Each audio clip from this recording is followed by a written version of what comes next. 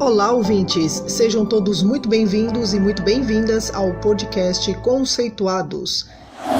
Olá, ouvinte! Eu sou a Marília e quero já te perguntar uma coisa. Você já experimentou o estado de flow? Sabe o que é isso? Então fica comigo porque neste episódio você vai ficar sabendo do que se trata esse tema e como isso se manifesta no nosso corpo e como isso afeta também a nossa produtividade. De novo, estou com a Simone aqui para falar sobre isso. Essa história de estado de flow é um negócio que, quando eu soube a primeira vez, confesso que eu olhei e eu falei, uau, isso é muito interessante. É porque a gente não, a gente tem as sensações, mas a gente não sabe dar nome, né? Às vezes, né? E aí depois, quando a gente aprende os nomes, a gente fala, agora eu já sei o que é. Mas vamos lá, vamos falar um pouquinho sobre isso para que quem está nos ouvindo também perceba, né? Isso daí, o quanto que isso é benéfico, né? Quando a gente consegue ter essas sensações, né? Simone, então, começando, né, sobre esse assunto, fala para a gente um pouquinho o que é esse estado de flow, onde que surge isso, de onde vem? Bom, o estado de flow é o estado de máxima produtividade. É um termo usado para descrever um estado mental de completa assim, imersão e envolvimento numa atividade. Ele é caracterizado por uma concentração imensa, aquela perda de noção do tempo e uma sensação assim de total envolvimento e satisfação com aquela atividade em si. Esse termo ele foi introduzido, né, por meio de um psicólogo na década de 90. Foram realizadas diversas pesquisas sobre a experiência humana e o que se descobriu é que as pessoas tendem a ser mais felizes quando elas encontram esse estado de flow. Então, durante o estado de flow, a pessoa ela experimenta uma sensação de fluidez, é uma concentração profunda, um senso de controle sobre as suas ações muito grande, o tempo parece que passa rapidamente, a pessoa se sente energizada e satisfeita com a atividade. Né? O flow ele é frequentemente associado a um desempenho otimizado, uma criatividade e um sentimento de realização. É quando você fica fazendo uma coisa por horas, esquece de comer, esquece de ir ao banheiro, não vê o tempo passar. E quando acontece isso é tão bom, é uma sensação boa, né? Tipo, nossa, mas já, né? Como assim? E aí, no nosso corpo, Simone, como que isso se manifesta? Porque, claro, eu estou falando isso, falando que a sensação é boa, mas eu confesso que, assim, eu não sei se eu saberia explicar em palavras. Eu acho que é uma sensação boa no sentido de satisfação, é isso. Não sei se é a melhor palavra, mas como que manifesta isso no corpo da gente? Como que o nosso ouvinte pode falar assim, caramba, eu já experimentei isso também? Bom, de um ponto de vista assim um pouco mais químico, o estado de flow ele está relacionado com a taxa de cortisol e também de dopamina, né? Então, assim, o que acontece? Quando você está fazendo uma tarefa que, de certa forma, ela parece ser fácil demais, você não tem muita afinidade com o tema, não é desafiador para você, aquilo ali é muito simples para você, né? A gente tem um quadro de desmotivação, né? É o tédio. Então, a taxa de cortisol normalmente é baixa, a pessoa também fica desmotivada, não tem muita dopamina, tá? E uma total desmotivação. É o quadro do tédio. Aquilo que ela faz é muito fácil, não oferece desafios. E aí a gente tem uma outra situação que aquilo que a pessoa faz é muito difícil, é um desafio muito grande. Né? É algo que eu não gosto de usar o termo incapaz, não seria isso, mas ela ainda não está preparada tecnicamente para esse desafio, tá? Ela pode ser perfeitamente capaz, mas ela precisa de mais preparo para fazer essa atividade. Então, o que acontece nesse momento? A taxa de cortisol, ela acaba sendo muito alta e a pessoa, ela entra num quadro total, assim, de estresse, né? É muita dificuldade, ela não consegue dar conta das coisas, porque ela ainda não desenvolveu as habilidades necessárias, é um desafio muito grande. Então, esses dois exemplos que eu coloquei para vocês, é o exemplo de que de quando a pessoa não está no estado de flow. O que vem a ser o estado de flow? É um ponto de equilíbrio entre esses dois aspectos que eu coloquei para vocês. Então, eu tenho uma atividade a ser feita, essa atividade, ela precisa me gerar um desafio, me promover um desafio. Então, eu tenho que sentir que eu estou crescendo, que eu estou aprendendo alguma coisa com esse desafio, com essa tarefa, mas eu preciso ter a percepção de que eu tenho as habilidades necessárias para desenvolver essa tarefa. Então, quando a gente encontra esse ponto de equilíbrio e, ao mesmo tempo, isso que eu estou fazendo está de acordo com as minhas habilidades, com o meu perfil, é quando eu vou ingressar nesse estado de flow.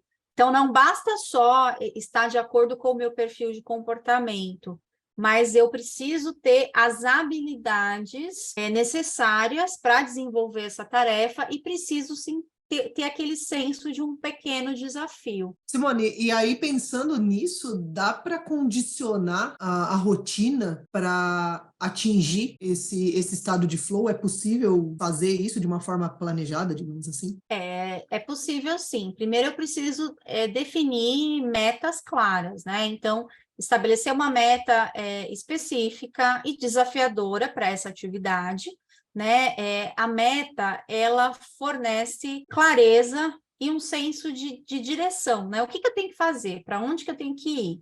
Isso vai me ajudar a ter foco e aumentar a probabilidade de eu entrar nesse estado de flow.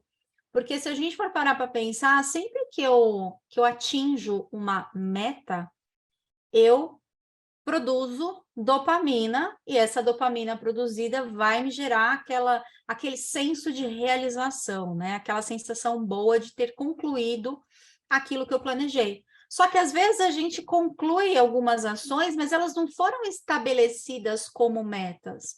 E aí eu não tenho esse senso de realização. Então, esse é um ponto importante, né? Definir as metas daquele dia, as metas ali do meu projeto para o período tal, para que eu comece a ter esse senso de evolução. Isso ajuda bastante, né? Escolher atividades também que sejam compatíveis com a sua habilidade. Então, não é que a pessoa ela é incapaz, mas tem atividades que precisam ser feitas que precisam de preparo, e talvez nesse momento eu não tenho o preparo adequado, e está tudo bem, né? O que eu preciso entender é que as atividades que eu me dispus a fazer, elas precisam estar compatíveis com as minhas habilidades. Então, procura se envolver em atividades que estejam alinhadas com essas habilidades, com seus interesses. Se a atividade for muito fácil, você vai se sentir entediado. Se ela for muito difícil, vai gerar estresse e ansiedade. Então, precisa encontrar esse ponto de equilíbrio para que você tenha engajamento. E criar um ambiente propício, né? Organize o seu ambiente de trabalho, o espaço de estudo, de forma a você diminuir as distrações, né? E criar um ambiente realmente propício à concentração, porque é isso que você vai ter no estado de flow, mas ter uma concentração para estar realizando uma tarefa. Agora, se eu tenho várias distrações, né? É o celular chegando mensagem, é as notificações do computador, é o videogame ligado aqui ao mesmo tempo. Tudo isso vai dificultar com que eu entre nesse estado de flow, porque eu preciso ter foco para aquilo que eu estou fazendo, né? Estabelecer um horário regular também para realizar aquela tarefa. Então, tentar reservar um tempo aí na sua rotina para você se dedicar a essas atividades que exigem mais foco. Então, tem pessoas que percebem assim, olha, à noite eu sou mais produtiva, de manhã eu sou mais produtiva. Qual que é o teu horário que você tem maior produtividade? Utiliza esse horário aí para você fazer o que precisa ser feito e você vai ver que com muito mais facilidade você vai entrar nesse estado de flow, né? Praticar exercícios de atenção plena, né? Como meditação, por exemplo, algum exercício que te força a ter concentração. Isso também ajuda você a entrar no estado de flow com mais facilidade.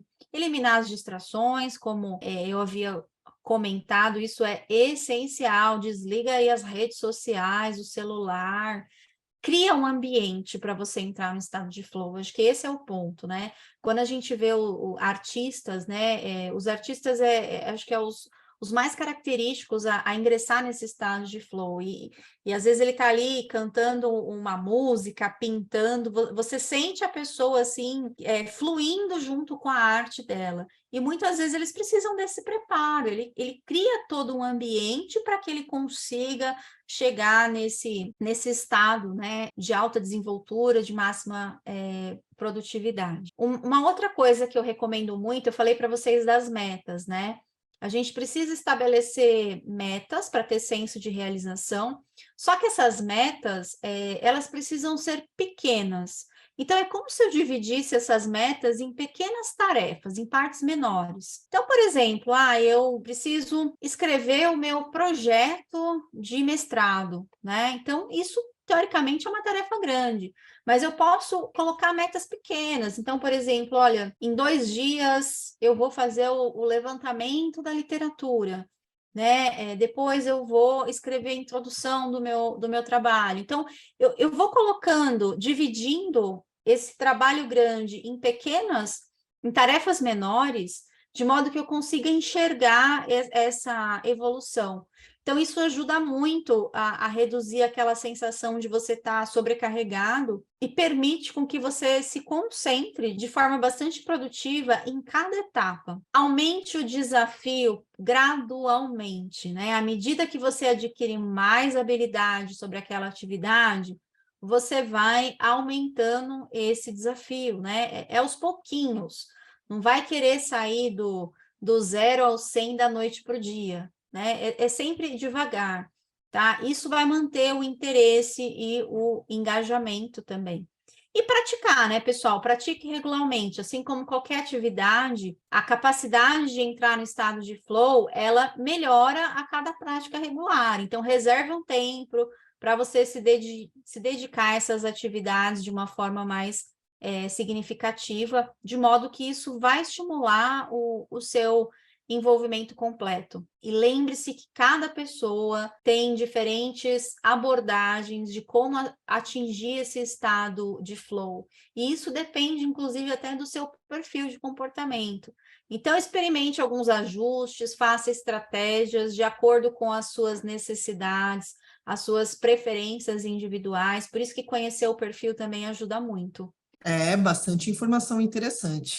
E pensando na função do orientador, dentro do processo da relação, né, na verdade, de orientador-aluno, como que ele consegue identificar se o pós-graduando está envolvido nesse estado de flow? Assim, como que ele pode lidar com isso? Como que ele pode interferir nesse processo, inclusive até para melhorar, né, se for o caso?